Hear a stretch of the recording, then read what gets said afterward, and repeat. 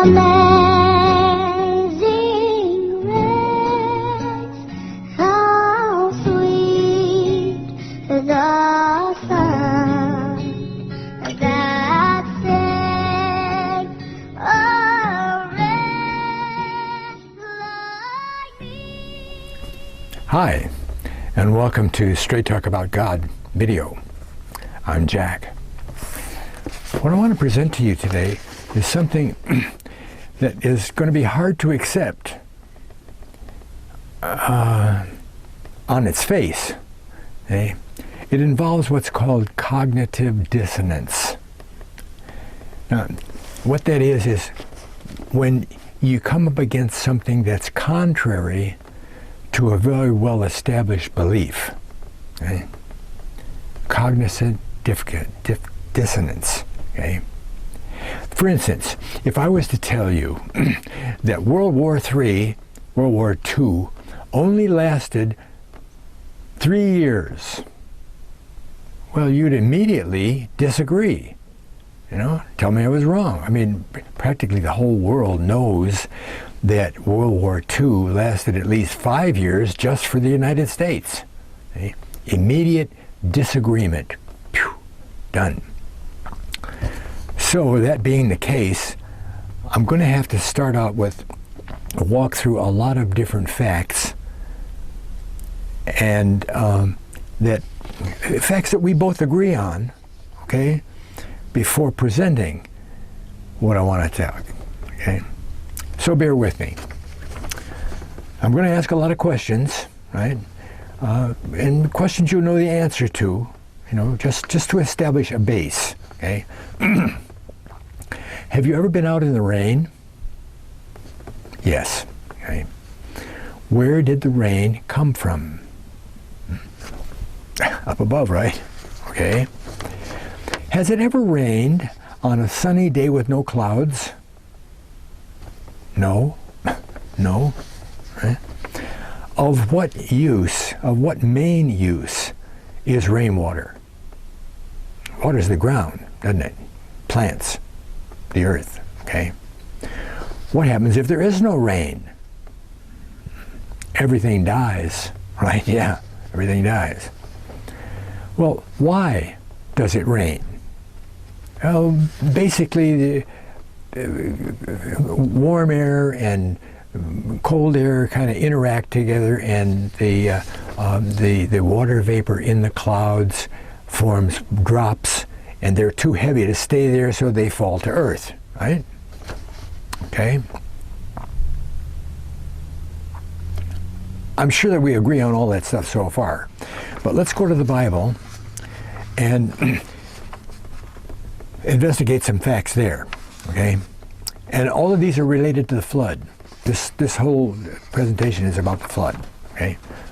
The Bible says that the fountains of the deep were broken up. And broken up is an important phrase to remember for later. Windows of heaven were opened. And that's in Genesis 7, verse 11. Okay, the deep has to be the aquifers, doesn't it? The aquifers. I even read one time that the aquifers under the ground contain more water than the oceans. I don't know, but it's a lot down there, right? Okay.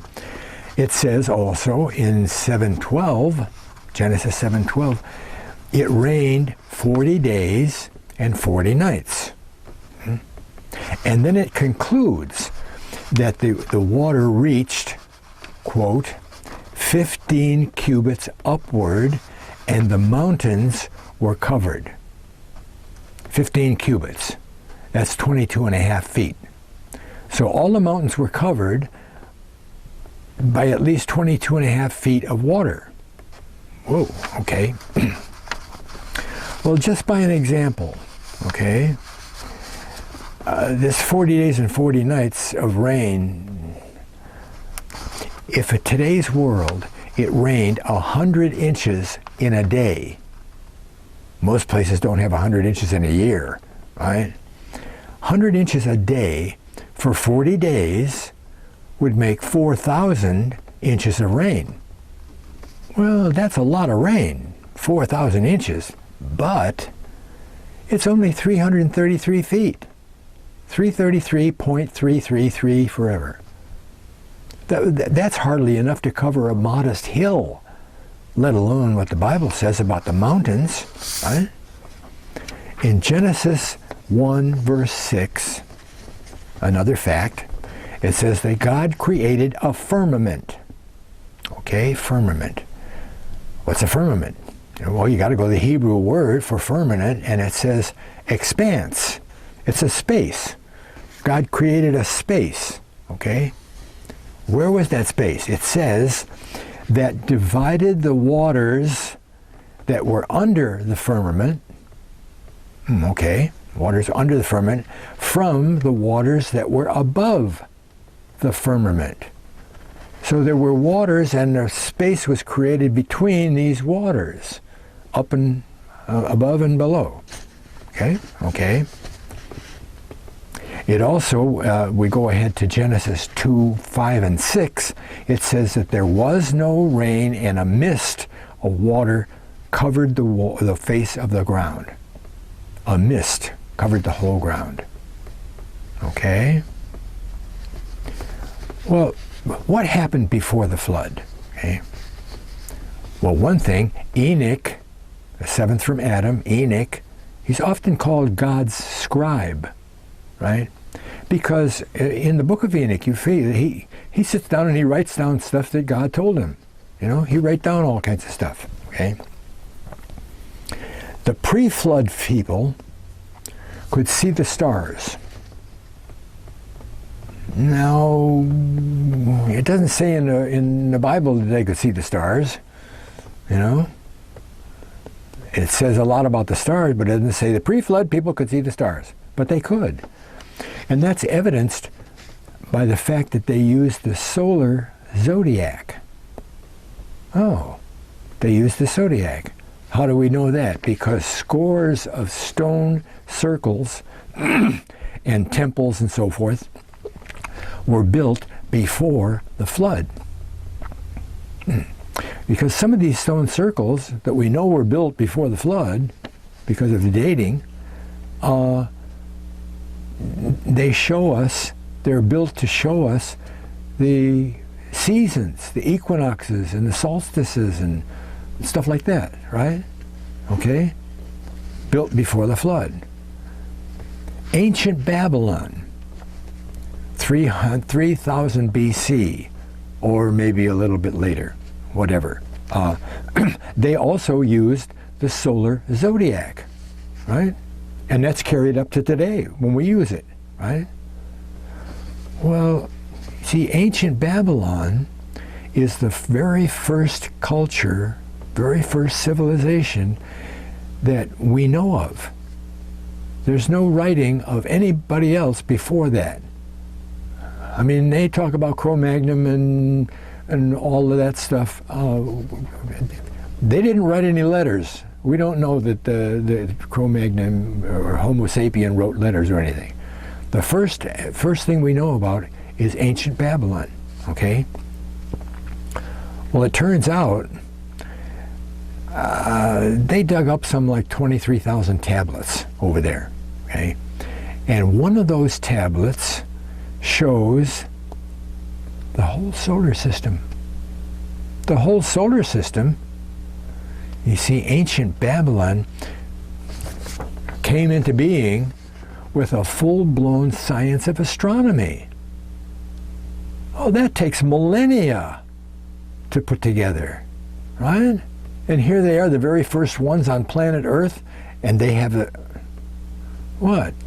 That clay tablet with the solar system on it contains all of the planets, all of them. The sun, the moon, huh? Well, wait a minute. The planets are listed in their order out from the sun, proper order, in their relative sizes to each other, right? Am I missing anything here? Huh? Relative sizes. Where'd they get in there? Where'd they get that information? And they use the solar zodiac, don't they? Huh? Well, they got it from people before the flood, right? When Enoch was writing down all that stuff on that God told him, he had a little library going, didn't he? Who got Enoch's library when Enoch wasn't around anymore? Because he didn't die, right? Methuselah got it, right? And who got it from Methuselah? Lamech. And who got it from Lamech? Noah. Noah brought Enoch's library through the flood, right? And that information included the solar zodiac, which we use today, okay? The solar zodiac starts with Virgo, not Aries, because that's astrology. Virgo. And it tells the complete story of Jesus, with whom he interacted or would interact with, and at the end of the zodiac it tells what the end of time is, what happens at the end of Jesus' life, right? He becomes the king of the world, right? Right. Well, that story had to be given to the patriarchs, didn't it? Right?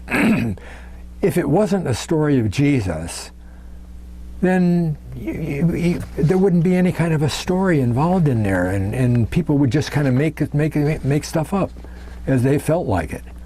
Like the Greeks, they took Coma, which is a little side constellation in Virgo, and changed it to Berenice's hair, because Berenice was a special person and they put her up in the stars. We didn't make that zodiac up. It came from Enoch through the flood to Noah and wound up in Babylon, all right? Because Nimrod was the emperor of the whole world at the time. He was the emperor, the ruler of ancient Babylon, right? He lived for 275 years, right? He was only the third generation away from Noah, right? Yeah, all that information was available, Oh, and let me tell you this too, that the story doesn't contain just 12 pieces of information, like the 12 constellations, the major signs, because each sign has 3 minor signs along with it. And that makes 48 constellations, all tell this one story with a lot of detail. All right? Okay? 48.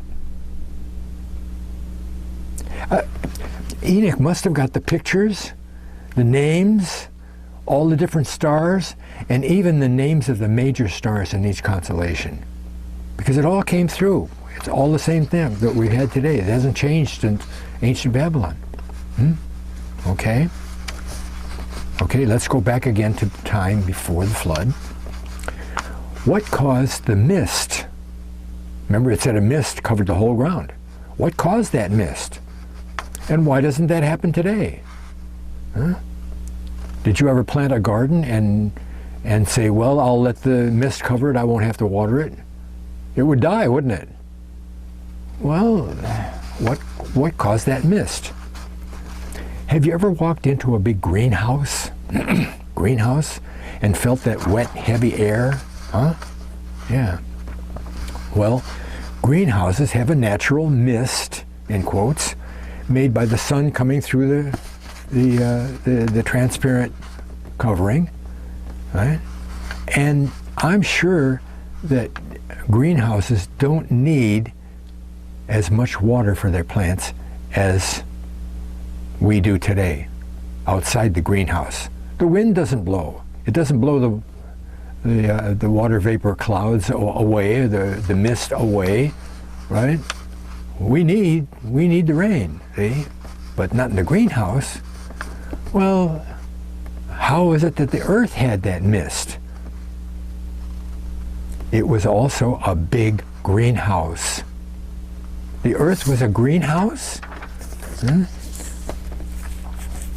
and it had enough mist. It didn't need any rain. How did that happen? Huh? Because the whole earth was enclosed. It's a scientific fact, okay? Enclosed by a giant greenhouse effect, a canopy around the whole earth, canopy all around the earth that was open at the poles. And it made the whole earth a big greenhouse, right?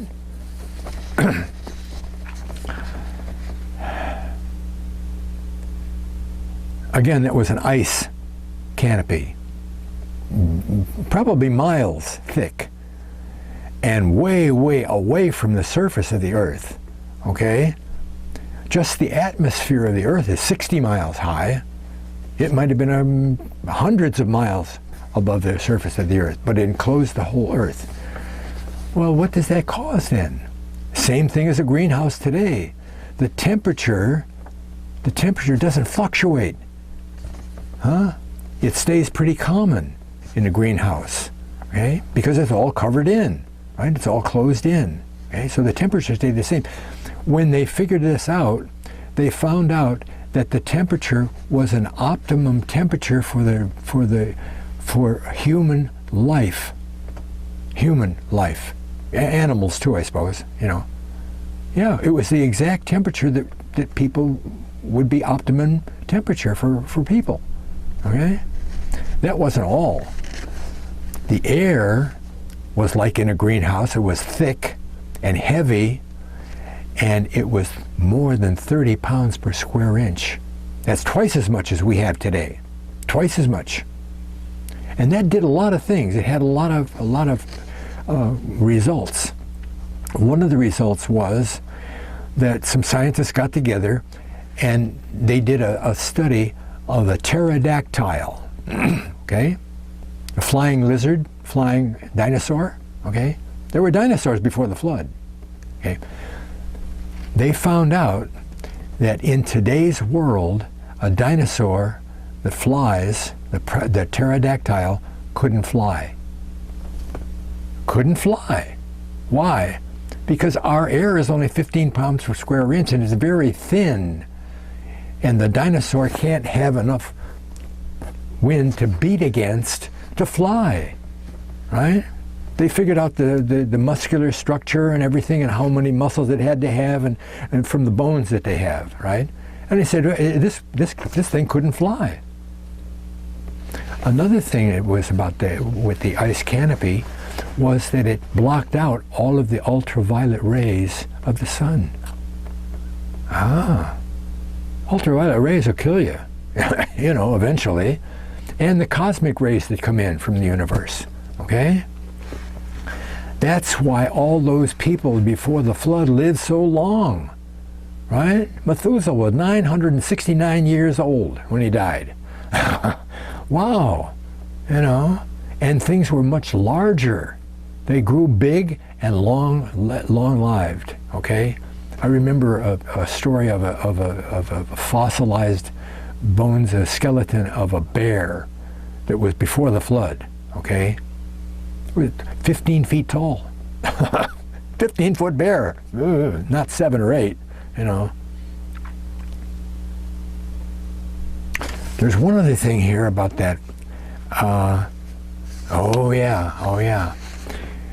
Along with the dinosaurs, mammoths lived before the flood. They didn't live after the flood. We know that. Okay? They lived before the flood. Well, they have dug up mammoths the way they've dug up other fossilized things, you know, the saber-toothed tigers and all that, right? They dug up mammoths. Some of the mammoths that they dug up were covered with many feet of ice. They're encased in ice. Okay, well, all right, but they're standing up. They're not laying down, they're standing up. Well, how does ice form so fast that it would encase a big mammoth standing up?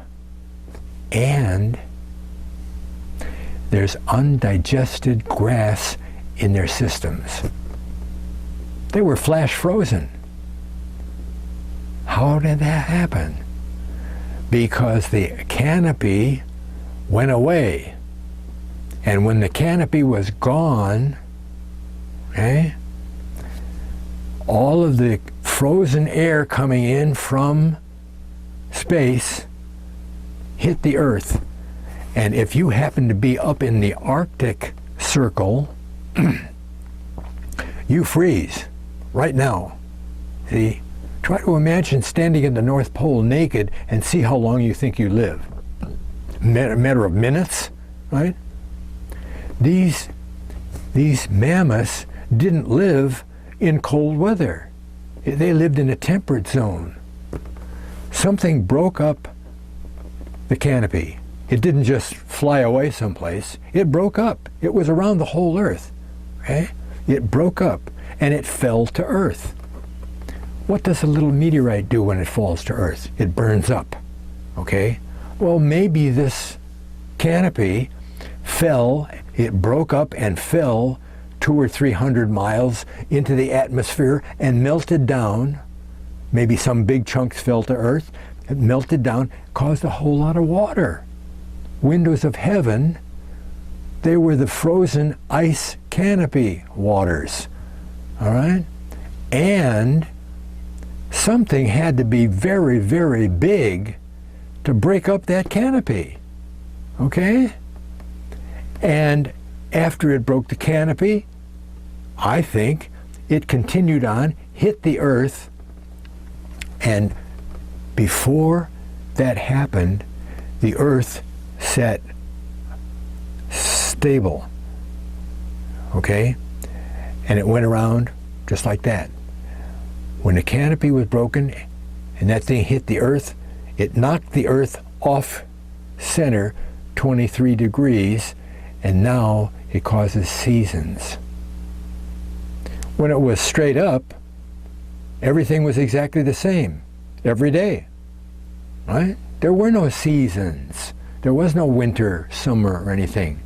It was a constant temperature around the whole globe, 72 degrees, right?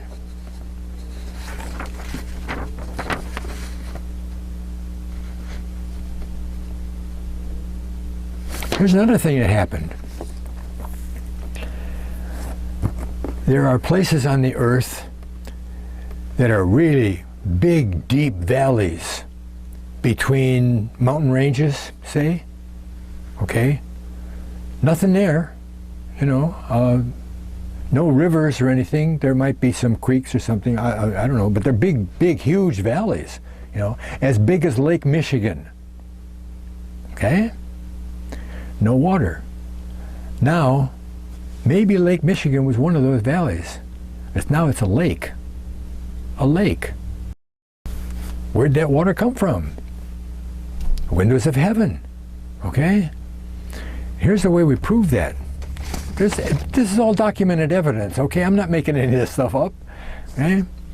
The Mediterranean Sea, okay, was much smaller than it is today. Way, way smaller. Well, the first thing you might think of is, well, how did the water get out of the Mediterranean Sea into the Atlantic Ocean? You know, through the Straits of Gibraltar? It didn't have to. It didn't have to. Okay? It was a sea, but it was a lot smaller because it was a lot lower. Now, here's the way they determined that. They figured out the surface area, the whole surface area of the Mediterranean Sea. And then they said, well, in normal weather patterns of the Earth, okay, a certain amount of evaporation happens at that surface level, okay?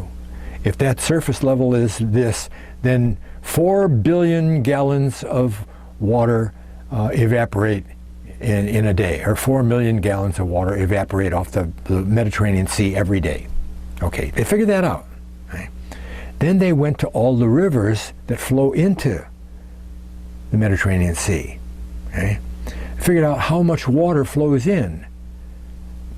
It wasn't anywhere near what was necessary to cause 4 million gallons of water to evaporate. It was way less water that was available. How did that happen? Because Gibraltar was closed up, and that big thing that caused the earth to shake and blah, blah, blah, it opened up some of the tectonic plates, and the aquifer came gushing up, right? Broken up is what it says. The fountains of the deep were broken up, okay? And the canopy came down and flooded and everything, and in the breakup of the earth, okay, Spain and Africa split apart, and Gibraltar became a strait, and the Atlantic Ocean can come through. Before that happened, the water coming in, the sea was big enough to evaporate the water and balance what came in every day. How do we know that for sure? Oh, it's easy. It's really easy. You go on the internet and you look up sunken cities of the Mediterranean Sea. There's a whole bunch of them. Huh? When people find a lake, where do they build their house? Huh? Down by the shore of the lake. They don't build their house 2 miles away from the lake, do they? They want to build it near the shore. Same thing with the Mediterranean Sea. Look at the Mediterranean Sea right now and see all the cities that are built all around the city, all around the edge of the sea. Same thing happened when there was 2,000 feet less water. There was all these areas right near the sea where they built cities and temples and all of that stuff. And then this happened, and all the water went, and everything, the Bible says, everything that breathed died, except Noah and his family, because they were in the ark. Why did God do that? Because those bad angels that married people, women, in Genesis 6, were doing a vast worldwide genetic engineering project. They made hybrids of everything, including the animals. Not the plants, but the animals. Okay? That's why God had to recreate all the animals and everything. See? He didn't have to recreate the trees, because they weren't hybridized. They weren't genetically engineered. Right? Those bad angels corrupted the whole earth. So everything that could breathe, taken out. And then we started over with people again. Okay? Not Adam, but Noah's descendants. Okay? 2,000 feet, rivers, opening necessary, shoreline, cities undermade. Okay, that's it. So, again, where did the windows of heaven water come from? Waters came from above the firmament. It had to be the breakup of the canopy. Now, here's a beginning cognitive dissonant statement. Okay? Well, hey, do you know there were no clouds before the flood? No clouds? What are you talking about? Look at those. There's a flood. We have clouds right now. Well, why do we need clouds? Because we need rain. You know, we have to have rain. They didn't have rain. If they didn't have rain, they didn't have clouds. They didn't need any clouds. That's the idea behind clouds. Clouds don't do anything but give us rain. Think about that, huh? Pretty good. Okay, here's the main statement that I was talking about at the beginning. If I walked up to you and said, hey, do you know that there was no weather before the flood? Yeah, there wasn't any weather, right? Everything was exactly the same all around the earth. You know, I suppose maybe up at the poles it was a little bit cooler. Not freezing, but a little bit cooler. Okay? Because the whole earth was like the big greenhouse, right? And greenhouses have vents, you know, that regulate the amount of heat and so forth. And that's what the holes did. Wonderful stuff. Earth was watered by a mist, right? Now, here's a last little thing that I want to talk about. I'd like to give an explanation of why the angels sang when God created the earth. That's what the Bible says. They sang, they rejoiced. Wow, maybe they sang for 100 years, who knows? You know? Why? Why would they sing about the earth? The universe is full of wonderful things. Wonderful things. Things that are as nice as the earth, you know? You've seen those pictures of the earth from the moon, they say from the moon, nice green, blue planet with the clouds and everything. It's really pretty. Well, there's a lot of good stuff like that in the universe. You know, galaxies. How beautiful is a galaxy? The Horse Nebula. You know, there's all kinds of stuff. And I'm sure that there are many planets in the universe that have the same thing that Earth has. Life. Maybe not people life, but life. You know, why did the angels sing then? What was so big about the earth? The canopy. I don't think that any other of the universe planets have canopies. Here's something you can do. Imagine that you're standing on a big mountain on Mars, and you're looking back at the Earth, and you see that picture like we have from the moon, the Earth. Oh boy, it's really beautiful. But now, put a giant glass, transparent canopy around the whole Earth.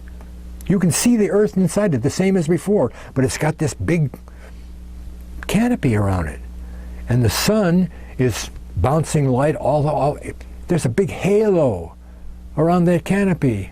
It looks wonderful, you know?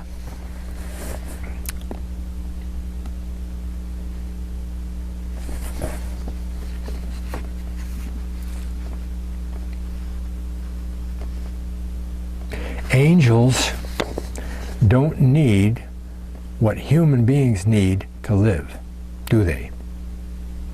We may not know a lot of details about angels, but we know that they're not people.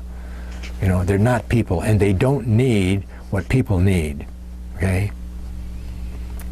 Jeremiah says that the earth was broken up and there were no people. No people. There were angels, but there were no people. Angels inhabited the earth before people were created by God. Check out my video called The First Earth. Okay?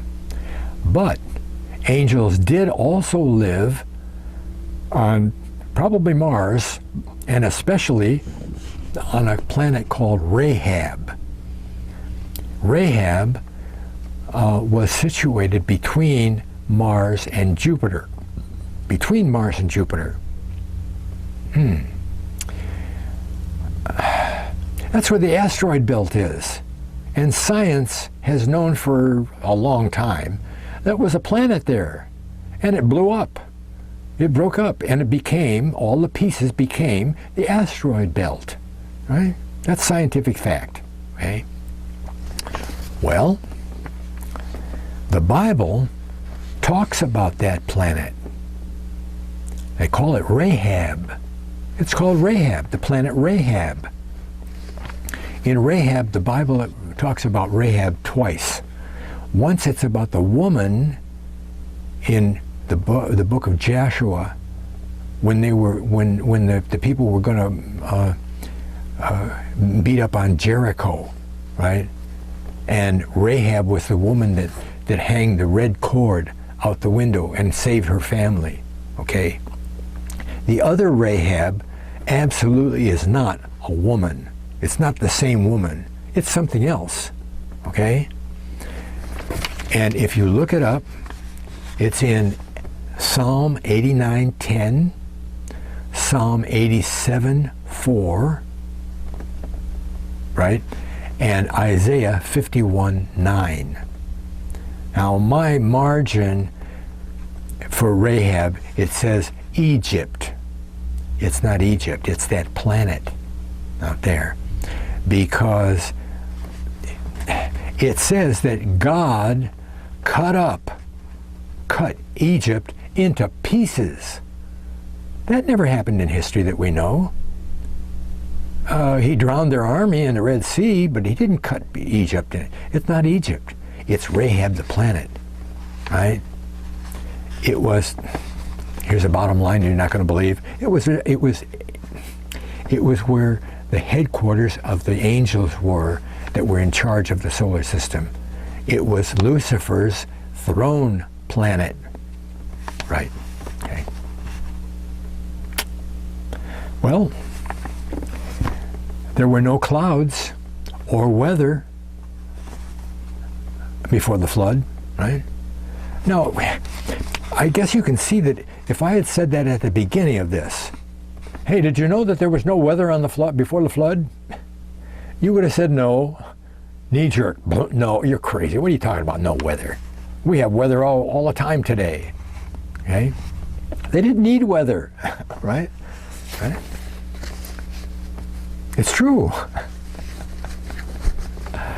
Thanks a lot for watching. God bless.